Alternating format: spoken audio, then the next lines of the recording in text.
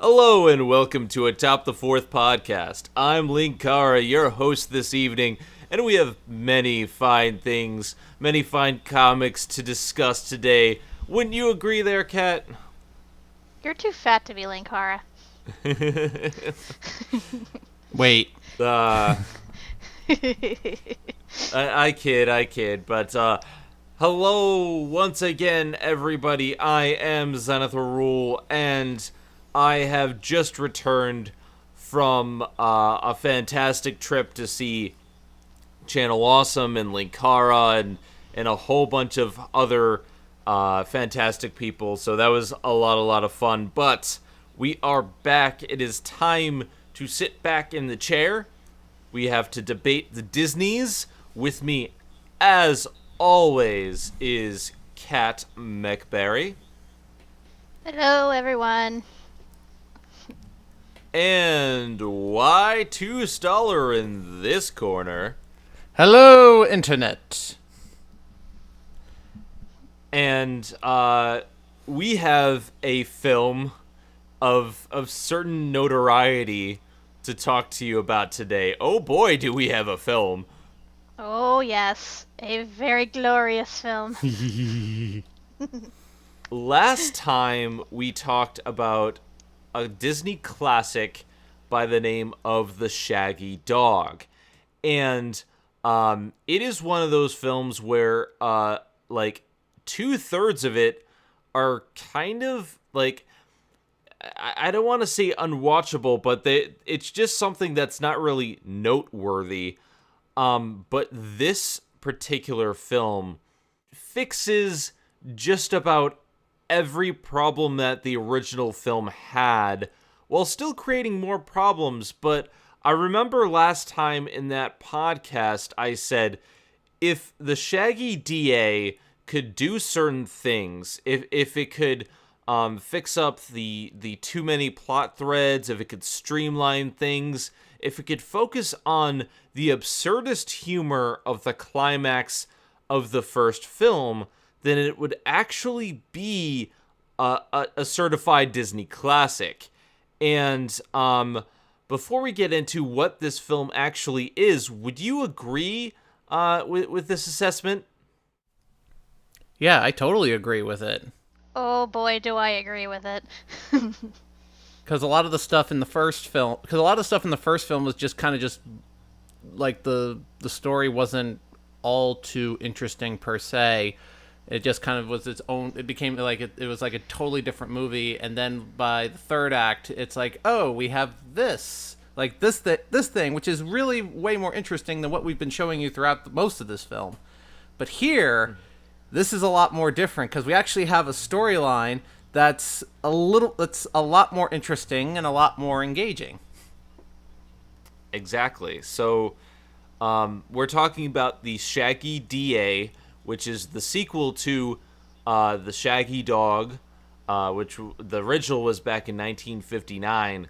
And so this sequel does away with a lot of the problems of its predecessor, still creating new problems. We'll get into them. But first, Kat, why don't you dive into this film and tell us exactly what the Shaggy D.A is all about? Gladly. So, this is an honest-to-God sequel. Like, this actually continues the story of Will B. Daniels. He is now an adult. He's now a lawyer, married with a kid. And when he decides to run for DA after his house gets robbed, and the current DA does absolutely nothing about it. So as he's getting ready to run against his opponent, John Slade, the crooks who robbed him end up robbing the Borgia ring, which is still at the museum for some reason, even though the owner knows it's cursed.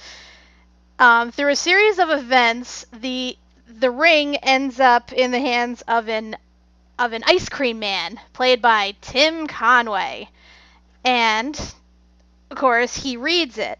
And he reads the inscription on the ring, and suddenly Will B. Daniels turns back into the Shaggy Dog. We have no idea why. And the entire movie is basically him trying to get the ring back so he doesn't keep transforming back into the dog. And hilarity ensues. Oh, does it ensue? It's kind of interesting how a lot of the plot threads of the original are very subtly retconned, but at the same time not. Because in the original film, he was turned into a dog by putting on this ring and saying the incantation, and he had to break the curse. Now that's kind of retcon because now anyone who just says the name of the ring or the incantation on the ring turns him into a dog. It doesn't matter who is saying it now. It doesn't matter if they have the ring on or not. It's just he automatically turns into a dog.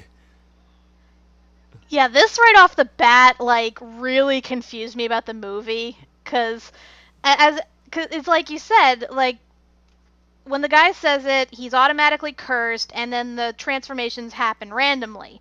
But now it's like the curse somehow, even though it's been like 20-something years later, has been bound to only Wilby, and it doesn't affect anybody else. Like, anybody else can hold the ring and say the incantation and nothing happens to them. It's just to him. And it doesn't matter where they are or whether or not he's in earshot.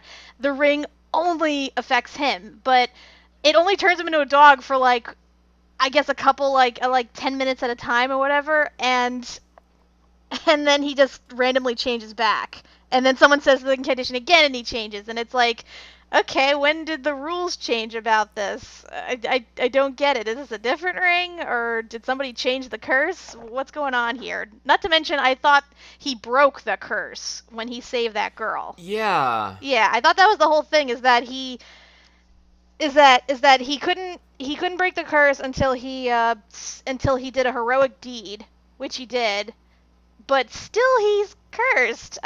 I don't get it. And they never ever explain it. And even more baffling, they later say that if somebody else says the incantation enough, they themselves can become a dog. Although they don't say whether or not that breaks the curse on Wilby or not. So, yeah. Confusion. They keep arbitrarily like changing the rules up because like, okay, so we have all this stuff and now like all of a sudden instead of having it happen like for a long period of time and just randomly turning back, it's only like it depends on how much you say the incantation. But then it's like, well, if anyone says it, he gets turned into a dog. But then if they say it too much, they get turned into a dog. It just raises... Who made up these rules? It just raises so many questions. I mean... Not to mention they changed the origin of, how the Borgia used the ring. Because originally they said it was the Borgia used the ring in order to transform themselves into dogs. But then they said that, oh no, the ring was actually cursed by one of the Borgia women after her lover cheated on her, and she punished him by turning him into a dog. It's like, okay, that I guess makes sense, but still doesn't explain why that happened suddenly, like 20 years in between. And it's also completely wrong because in both movies, while they say it's transmogrification, that they turn them into a dog, it's a mixture of transmogrification and possession. Yeah, that's the one. Strangely enough, that's one thing they kept consistent, is that he shares a body with whatever dog just happens to be nearby. It's not explained. Eric, can you please explain these rules to me? I don't understand these rules. You think I'm any better at this? I mean, I was confused as well. Like, I'm watching this and it's like, wait a minute.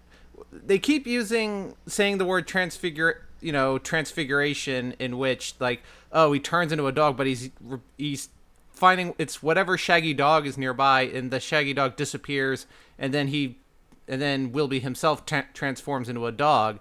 But the fact that somebody else, when they read it, he himself turns into a dog, that's not really so much of a power of transfiguration. It's more of a curse than anything else. It's like, why is it that Wilby still has to have the ring? Why is it when somebody else reads the ring that only affects Wilby? Why Why doesn't it affect the person that was reading it? Because that's what happened in the first film. Wilby reads the ring and he turns into a dog. If somebody else reads the ring, they should turn into a dog, but they don't turn into a dog because the movie doesn't like Wilby for some reason. Admittedly, he's better in this one because, he plays the good guy politician this time around. He's actually fighting, for a legit cause. If anything, I feel really bad for him throughout this film. He just keeps getting screwed over royally at, every turn. As a character in the first film, he was very just kind of dick. He was very much a dick. He was very much that character that you could not get behind.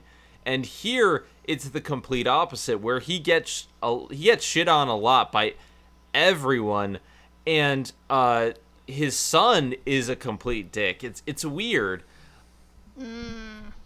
Yeah, his son, I thought Wilby's character was bad. His son, it's not just the fact that he's a badly written character, but he's a badly acted character. You ever hear about, bad child actors? This is one of them. Because, the kid is just... He is so obnoxious. The way he delivers his lines is just annoying. And just the stuff he does throughout the film, in general, is annoying. Because he's...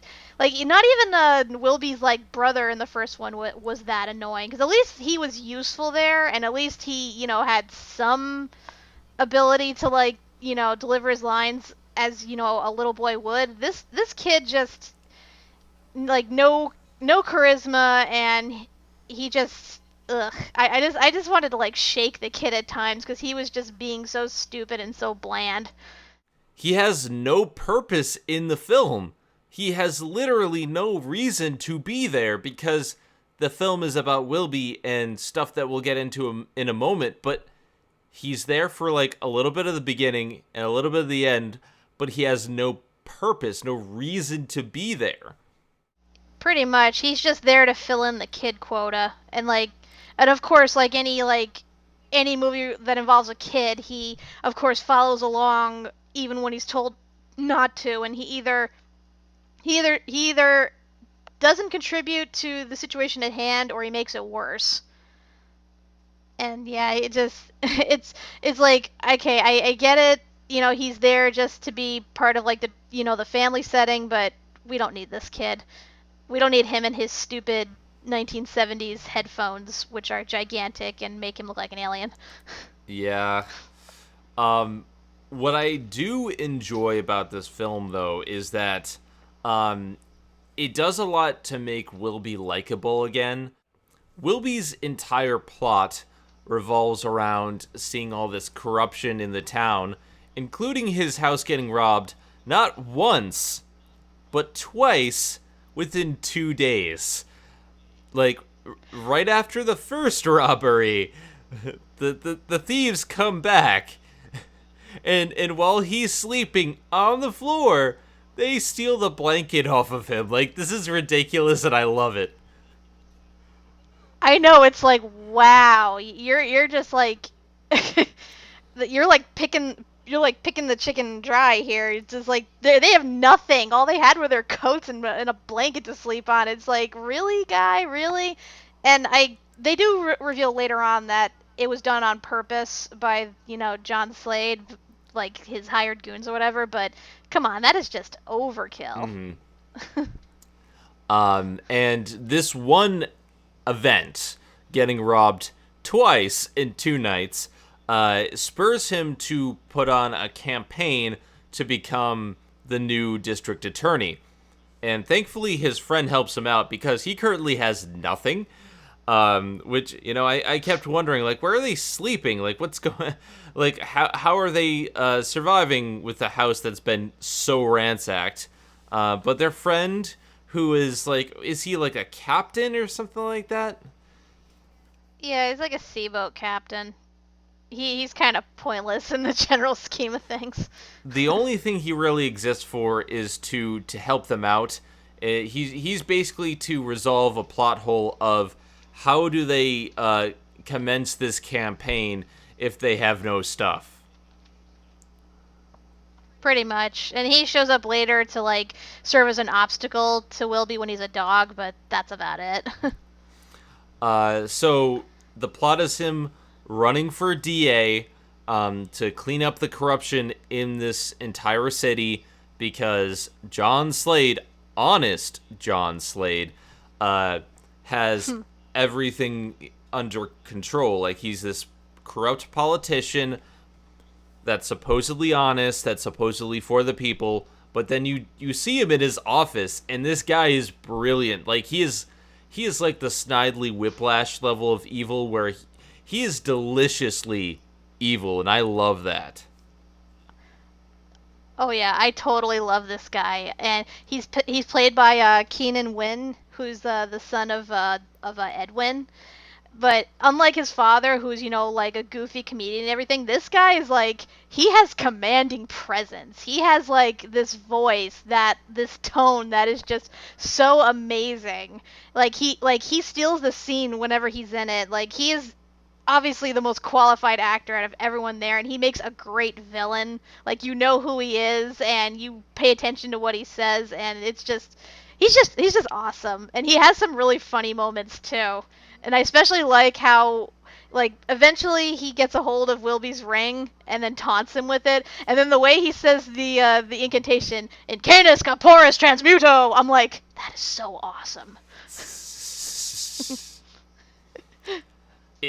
The thing about this actor is that he commits. And I think that's what separates him. The other actors are pretty good, aside from the kid that we mentioned, but he 100% commits.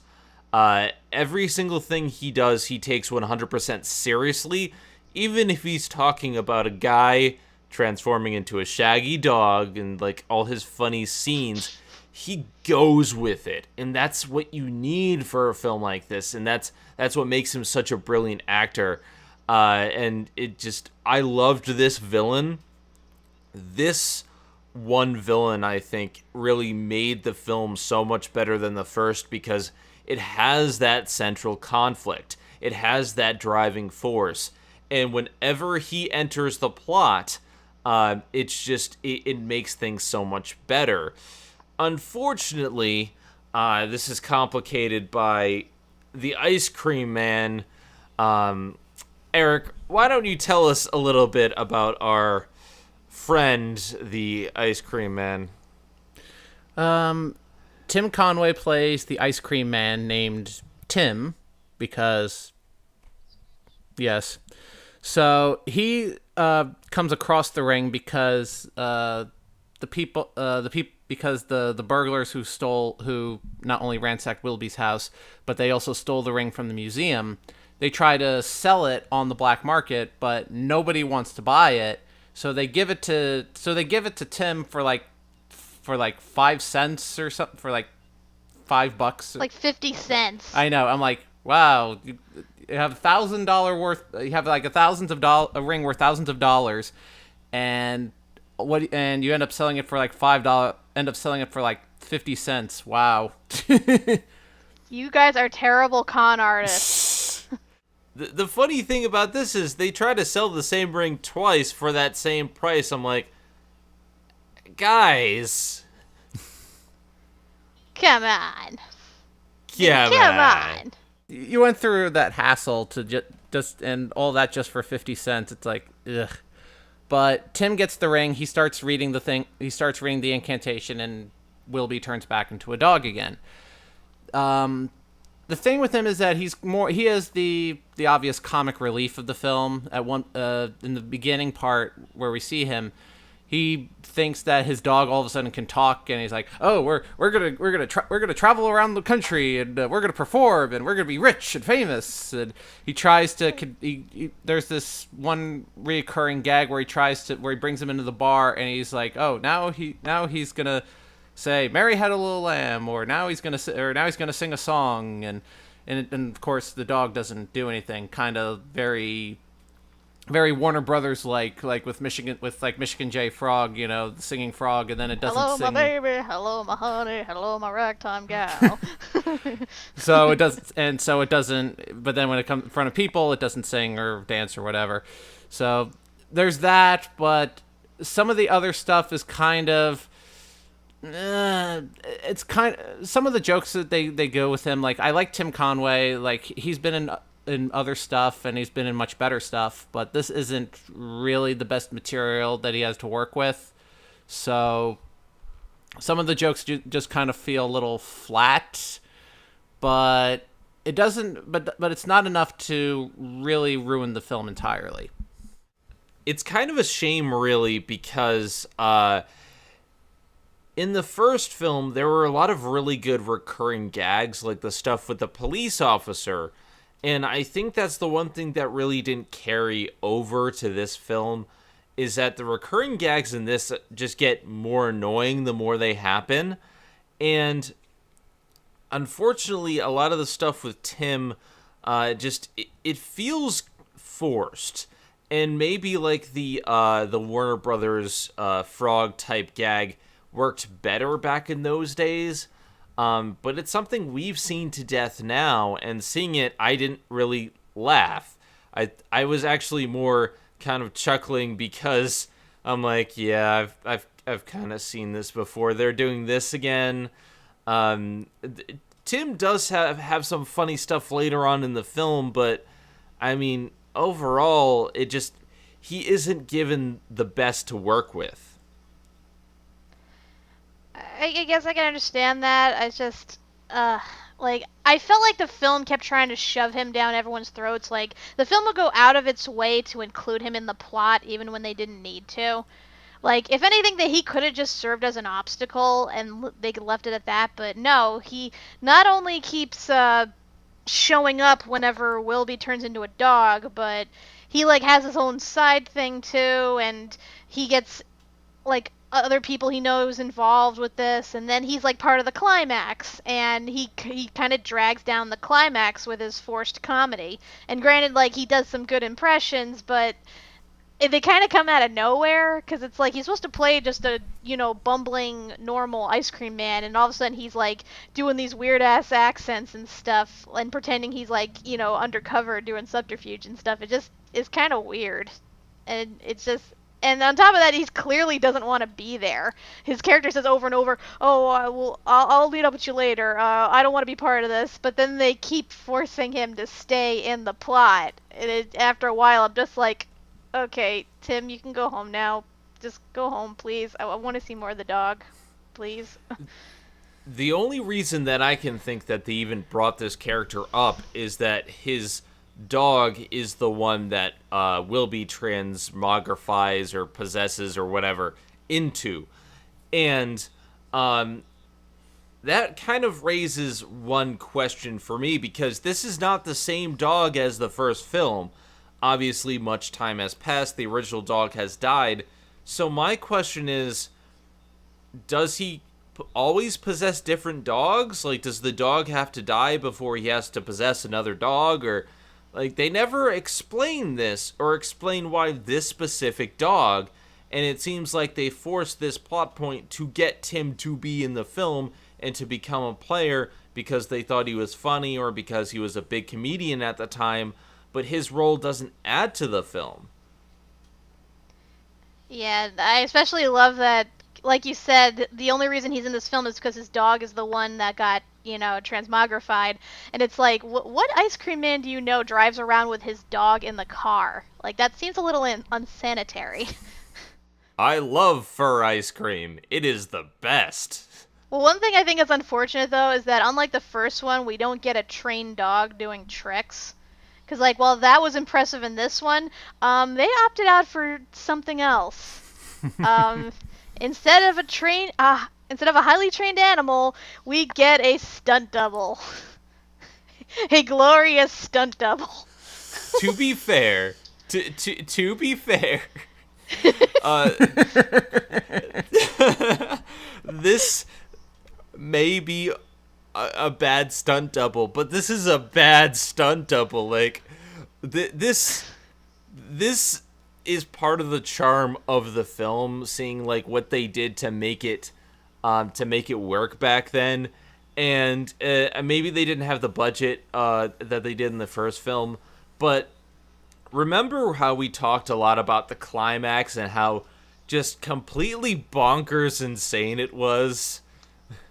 That's like 2/3 of this film, and a lot of it is because of this horrible stunt double. Like, it's just a guy in a costume, and the things that they do with this, the things that they do with this. Okay, so you have a dog punching somebody in the face.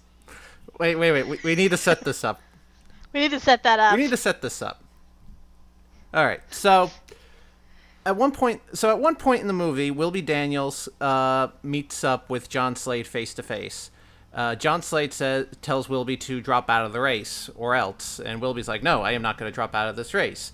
But Slade's like, "I have the ring, and I know your secret." And so he says the words, and he starts turning into a dog, and he becomes the Shaggy Dog. And then he gets his assistant to come in, and he tells his assistant to call the pound, bring the dog in. So Wilby, as the dog, runs up. He punches the assistant in the face. Punches the assistant in the face, runs down the hall, and he jumps out of a window. And as he jumps out of a window, he slides down a rope. But you clearly could tell it's a guy in a dog suit as he's sliding down the rope, and then makes the getaway. And then it becomes a whole Looney Tunes chase where, like, he's, like, ducking into trash cans and peeking out of the lid, and then he's dressing up in a trench coat looking up from behind a newspaper, and it gets better and better. And this is clearly the highlight of the film, just the dog running away and doing all of these crazy cartoon shenanigans. They really do a lot more with the dog in this film, and I have to think that they couldn't afford to have a trained dog on set all times, so they opted with this. They went with this option, and it just works so well for the enjoyment factor, because you have this big chase scene.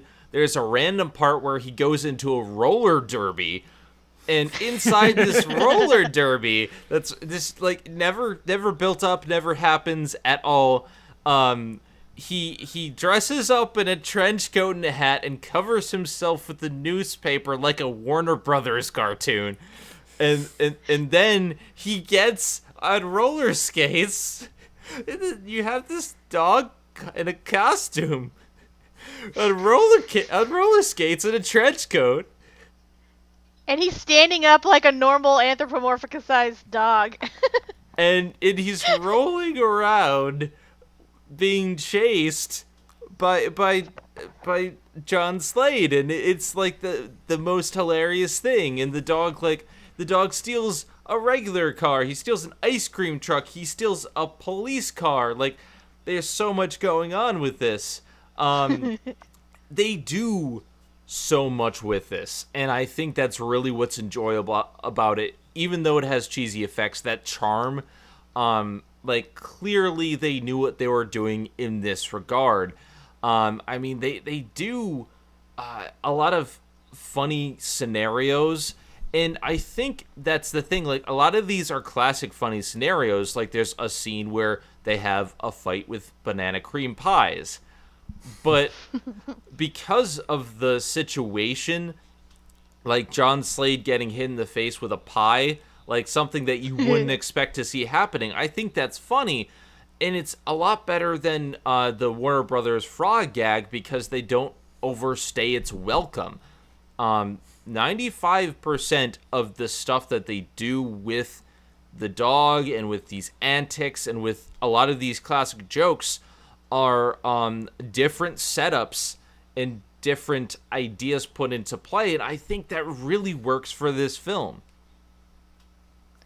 Yeah, I agree. Like you said, it's cheesy, and it definitely reeks of bad movie making when the effects and the stunt work is so freaking obvious. But that's just what makes it glorious. Like, adding in the humor and everything, it's like watching a cartoon come to life. And it's really funny considering how the way the film is set up at the very beginning with the intro song. Like, they make it sound like it's a cartoon dog who's running for DA. And instead we get a dog on the run who is just doing the most glorious things possible to stay incognito, and I absolutely freaking love it.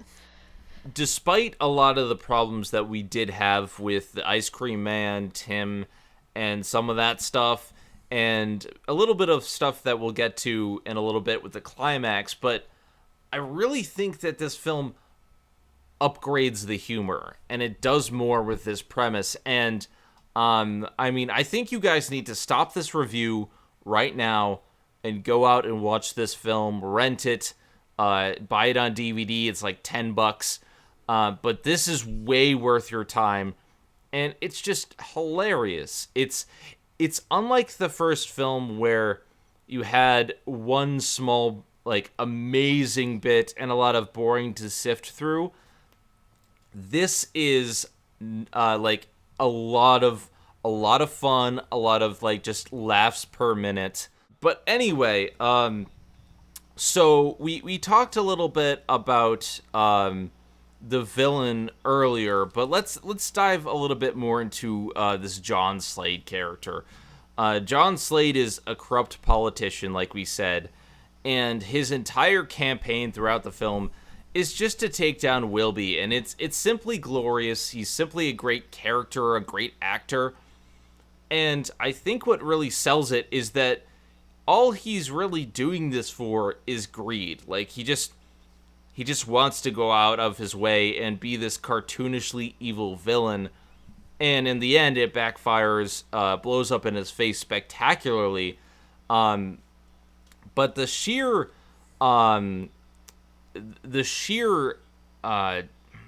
what's the word? The sheer determination that he has, the motivation that he has just to take down this one person who's just running for district attorney is enjoyable to behold. And we should also mention that this film came out in 1976, so it was a few years after the whole Nixon-Watergate scandal. And yeah, this is like considered, I guess, a light satire of that event, with the whole crooked politician. And at one point we even get like this whole conspiracy thing, as well as like a hidden tape recorder. So yeah, like it was like with the first film, it reeked of the 50s, and we had that whole subplot about communism. Now this film reeks of the 70s, and it's all about corrupt politicians. So but yeah, as you said about John Slade, yeah, he's definitely a great villain. However, what makes him a little different, aside from being just a cartoony villain, is he almost kind of commits murder. Yeah. Yeah, this leads us toward more the second half, like leading up to the climax. After a certain point, Wilby finally gets captured. John Slade gets the dog catchers to capture him, take him to the pound. But rather than wait through the whole, trial and like getting him evaluated by the state and everything, he uses his power to tell the dog catchers to put him to sleep. Yeah. So the movie suddenly took a really dark turn, and it's not helped by the fact that the other dogs that he's in the kennel with, by the way, for some reason he can now communicate with dogs. They never said that in the first film, but for some reason this happens in this film. Yeah, he's communicating with the other dogs, and they're just as somber and like hopeless about the case. And there's even this one dog singing that song. What was it? Swing low, sweet chariot. I know, I'm listening to that, I'm like, oh my god. It's like, it takes a really dark turn for a minute, and then I think what really saves it afterwards, though, is that all the dogs are voiced like, they give them cartoonish gangster voices, like Muggsy, and like, that's what saves it later when they steal the dog catcher vehicle and like start running. Like, they start making, like, they start talking in this cartoonishly gangster like criminal way, and I think that's really, really funny. And then later when the dogs come back in and save the day at the end, it's funny just hearing Muggsy come in. It's like, yeah, see, we're returning the favor, see, like, it's something like that can really save the tone. But yeah, that it got really dark. Yeah, it's like I thought the scene out of Lady and the Tramp at the pound was dark, and it was. This one almost mimicked it, because at least we didn't actually see any dogs getting put to sleep. But yeah, it kind of reminisced. It was reminiscent of that, and like the whole tone shift like threw me off because I'm like, oh dear God, what's gonna happen? But thankfully, it's saved by another hilarious moment where Wilby remembers, oh yeah, I can talk and scare the shit out of people, and he actually he commands the dog catcher to let him go, and the guy is so stunned by the talking dog, he just does what he says. And then we get back on track with the humor. Here's a question related to that, because in the first film, he only talks to other people a total of like 2 to 3 times in the beginning. Like in the early stuff, he goes and tries to talk to the police officer, and the police officer is disbelieving, and that's the joke. And it isn't until later that he starts trying to talk to other people. Here, in the beginning, the only person that he talks to is Tim, and Tim asks him to do all these like stage acts and stuff. My question is, why does he go along with it? Because he actually starts like starts singing like Mary Had a Little Lamb, and starts like talking and stuff and going along with it instead of saying, "Hi, I am Will B. Daniels." And yeah, I was confused by that too. I'm like, what? Like you're just going along with this for what reason? And then it isn't until this point in the film that he remembers, oh yeah, I can start talking to people. I can either make them afraid, as in this case, or later on, like just like a little bit later, he finds Tim and he says, "I'm Will B. Daniels." He goes to his wife and his kid and he talks to them, and like, why didn't you try this earlier? Like, I get that we wouldn't have the middle part of the film, which would be a shame, but maybe you could work it around a different way. It's like they really stretched for this Warner Brothers gag. Yeah, definitely. I just every scene where he's with Tim Conway, I'm like, why are you going along with his crap? Like, you have stuff to do. Your life is in danger, and yet you're practicing this song to sing for his bartender so he can win a stupid bet. I don't get it. And even after he tells Tim who he really is, like, Tim still doesn't believe him and keeps calling him by the dog's name. It's just baffling. Yeah. That's like the weirdest part of the film for me. But speaking of weird parts, there is a little bit of a weird part with the climax as well. After we get through all this amazing chase scene, all these amazing antics, District Attorney John Slade keeps saying the incantation, and he keeps over and over again just to make sure that he stays as a dog. That's how we get the pound scene and why he can't just get away. After all of this, he goes to Tim and he concocts a plan to take down John Slade. And it's the weirdest part because after we get like this amazing like chase and climax and all this stuff, that felt like the climax. But here, they basically set John Slade up. They make him think that one of his contacts has gone back on the deal. And then the film just slows down while they're staking out the warehouse and they find all their stuff. And the final like little bit is supposed to be like, it feels like there's a little bit missing because they infiltrate the warehouse, the dogs come in and help them out, and it starts like this big chase scene again, but the chase scene just ends.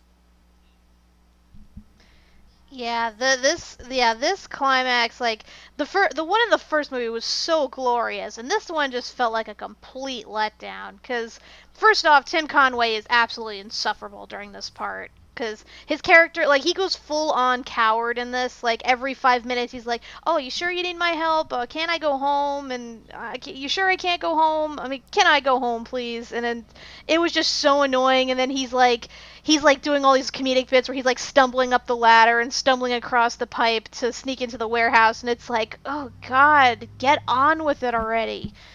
Like, Granted, he had some funny bits, like when he puts on one of his accents to distract a guard to knock him out. But yeah, it just again reminds me of why like it again reminds me like why is he in this movie? Why is he still here? So there was that annoying bit, and then like you said, it ends with a chase scene where they get covered in paint and feathers, but they still wind up safe at Wilby's home, and it's just assumed that everything worked out. Like, yeah, the ending of this is a total letdown. It's kind of what kills the movie a bit for me. Like, let me set this up for you. So you have this warehouse scene. They're attacked. The dogs from the pound come in and help them get away. So Wilby and Tim and them they start running, and so John Slade and his driver start chasing. 2 seconds later, cut to a police officer pulling over John Slade. Turns out John Slade is now a dog. It's weird because it's like there's this this big chase scene and they're driving down the car, and then all of a sudden when the police officer pulls over John Slade's car, and it's like, oh, just tell who I am and that'll be on my way. I'm on important DA business. And when he goes over to see, and when the officer goes to see who's in the back of the car, John Slade is all of a sudden a bulldog because he kept saying the incantation so many times. So it's like, wait, so he just turns into a dog. So he's a bulldog now. Okay. And then it cuts to the next scene and everybody's fine. I'm like, all right. Okay, well, that showed him, I guess. Yeah, we never find out if he got arrested or anything like that. If he got any sort of comeuppance from the, like, no, like, gratification from, the whole scheme that they went through to try to catch him. Like, we never know if, he was actually caught and tried. I mean, I assume he was, considering, Wilby ends up winning the election, but, a little resolution would be nice. Maybe he won by default because it's kind of hard, because it's easy to win against when your opponent is a bulldog, but... This ending is a brick wall to the face. Like, it brings everything to such an abrupt halt that you get whiplash. And I'm just like, wait, what? Because I actually, like, for a second there, I was looking at the copy of my film, and because I have it on DVD, I put it to the side. Like, basically, I put the files on my computer, and I was looking at the time code. I'm like, we only have 2 minutes left. Did I rip this wrong? And then it just ends, and I'm like, no, I ripped this right. What just happened? Yeah, it's like it's like the opposite of the first movie. Like the first movie, the first 2/3 are like head scratching and kind of boring and generic, and then you have this amazing climax. But then this movie, it's like you have a good setup, you have an amazing middle part, and then everything, and then you have like a sucky, like just abrupt of an ending. It's like it's kind of disappointing. Because it's like, I know you can't really live up to the, the greatness of the first one, but you could at least try. This one didn't even try. Somewhere in here, between these two films, is a perfect cut of a movie. Somewhere we can find a perfect cut from beginning to end. And unfortunately, this film does have those problems. It has a very, very weird climax. It has It has Tim the Ice Cream Man, and Tim has no reason to be in this film. And so, like, these elements bring the film down, but it's still, I think, a classic film. And I still think, even more so than the first film, that this film is entirely watchable. It is worth your time. And I could not stop laughing throughout the majority of this film, which is not something I can say from the first, which was just the climax. So, like, I like watching this with Kat, because we tend to watch most of these films on Skype together. Watching this film together, like, the first one, I mean, I was just sipping on my beer, just like, okay, this is good for the most of it. And then the climax, I was invested. But this film, I was just like, I was sitting down, relaxing, and then every so often I would just burst out laughing because did that really just happen?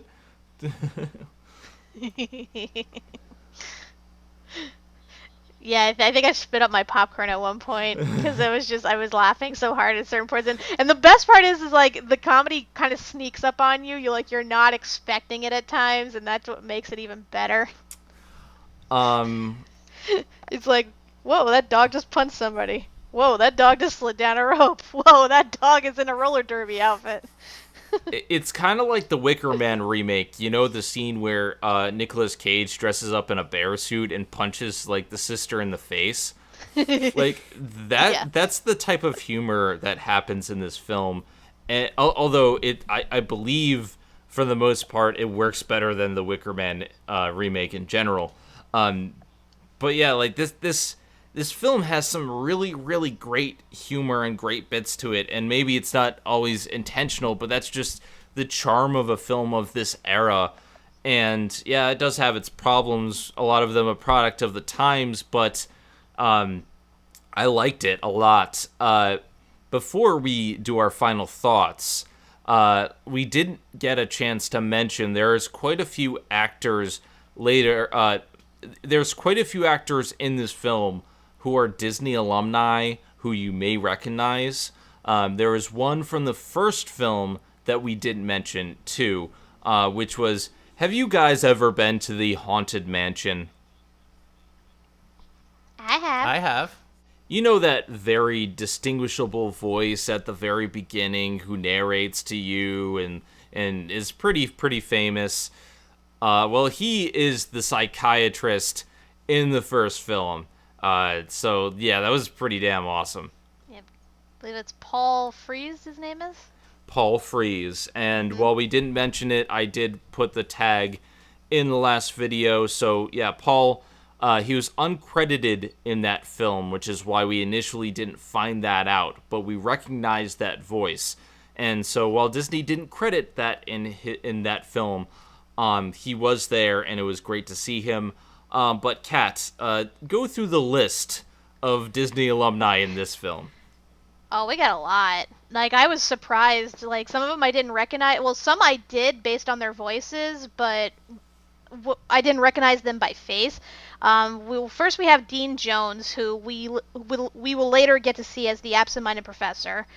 We have Suzanne Pleshette, who you might know through her voice acting. She later voices Zira in The Lion King 2, as well as Yababa in the English dub version of Spirited Away. We have Joanne Worley, who would voice the wardrobe in Beauty and the Beast. We have Dick Van Patten from Spaceballs, and we have Hans Conried as the museum curator, who voices Captain Hook. Oh yes, and we have John Fielder, who you might recognize as the voice of Piglet. So yeah, this is like a big smorgasbord of Disney alumni actors, and it was great, like listening to everybody talk. Cause I'm like, hey, I know that person, and I know that person, and I know that person. Heck, I even knew Keenan Wynn from Santa Claus is Coming to Town. He was the warlock, and I'm like, this is awesome. This guy, like, I want to see him in more live actions. But yeah. When we get to the Herbie movies, Keenan Wynn is actually the villain in Herbie Rides Again, which is the sequel to The Love Bug. So when we get to that, we get to see him in all his glory. 3. We also get to have Mr. Banks as a villain in one of those Herbie movies as well. Yeah, he's a villain in the first one, in The Love Bug. So, yeah, we have a lot of ones coming up, like a lot of franchises. We have The Absent-Minded Professor, which then, was later made into Flubber. We have the Parent Trap, and we also have The Love Bug coming up. So there's quite a few franchises that we're going to be delving into. And I think it works that we're not doing everything in kind of a lump sequel sum, like some of the other reviewers I know did. Because, I mean, it can be easy to have the sequels all, like, mesh together and just cover them as one. But the Shaggy D.A. to me tells us something different, because it takes the formula of the first film, it goes in a different direction, and I really think it improves it, and I think it deserved its own review. I'm really glad that we decided to do this as a separate podcast, because there's just so much to love about this film, and there's so much that we can really talk about, and we really didn't cover like a lot of the stuff that we could, because I mean it's a comedy, so I don't want to give away too much of the jokes anyway. But with that said, Mr. Rock to drop. What are your final?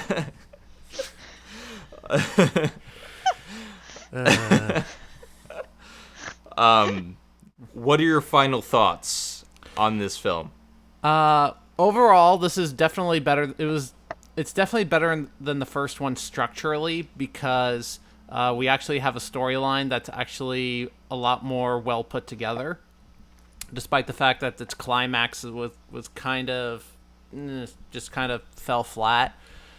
But overall, like the jokes were definitely better. The gags with the Shaggy Dog were definitely way better, even though half of the time it was a guy in a dog suit, which I think is what makes it even funnier looking at it now. It sure does. So overall, I really like this one. This was a bit of a surprise for me, and somebody needs to make a GIF of the Shaggy Dog punching the guy in the face. Challenge accepted. Out of my way!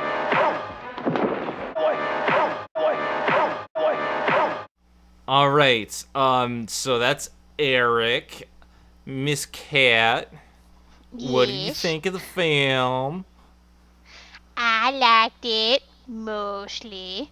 Yeah, I actually really did like this film. Like, it definitely improved on a lot of things from the first movie, and it had more comedy bits and just more amazingness, like, from the dog. I just wish that it was about the dog, because, like I said, the things I didn't like was, Tim Connery's character, the forced comedy, the change in, like, the drastic change in tone, that letdown of a climax, like, things like that kind of ruined the movie for me a bit, but for the most part, this was a really enjoyable experience. Like, I laughed so hard at certain bits, and I just, I'm just amazed that I hadn't watched this sooner, because, like, definitely if you're into comedy and, like, the things of like a Warner Brothers nature, this is definitely a movie to see, and I do highly recommend it. And it actually makes me really excited for the next Shaggy Dog, because I mean, now my expectations are have raised a bit, so I'm expecting more amazing comedy in the next one. Yeah. In my opinion, the Shaggy D.A. is the quintessential Shaggy Dog experience. If you're looking for a live-action cartoon, this is it. And while I haven't seen the other two films that we're going to cover in the coming weeks, it's gonna have to really do a lot to reach a higher bar than this. This does have its problems, but it was just so glorious with so much of its comedy that I loved it. I highly recommend it. This is like a certified classic. Go and see it. But next time, we're going to be talking about Return of the Shaggy Dog. This is a straight to... this film was made for television, so it was never theatrically released. So this was a bit harder to find. I was actually only able to find one copy, which was very, very interesting, because you can't find this like physically anywhere at all. So we're lucky to even find this. I think this is something that we're going to find with TV movies as we go on, is that this is the VHS era, and VHSs, if they were not popular, weren't really saved very much. With that said, next time is Return of the Shaggy Dog. Hopefully it's good. With all of that being said, I am Zenith will rule. I'm Kat Macberrie. I am Eric Y2Staller. And we will see you next time. And just remember, when you see a shaggy dog, run in the opposite direction because he will punch you in the face. In canis corporis transmuto! Ah, fuck. Oh well. TTFN, ta-ta for now. Woof, woof.